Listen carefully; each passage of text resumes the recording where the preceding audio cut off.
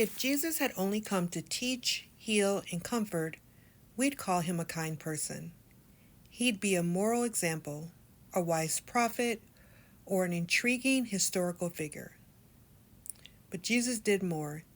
He gave up his heavenly glory to suffer and die on a cross.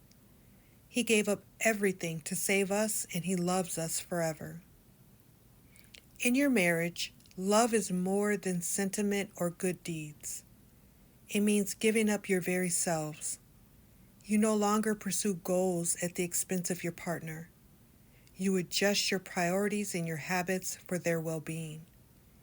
You give up your independence to remain by their side.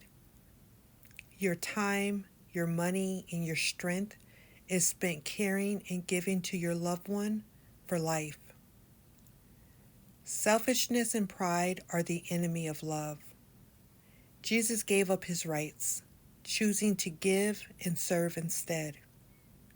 May we love like him, willing to lay down everything in devotion to God, his people, and our family.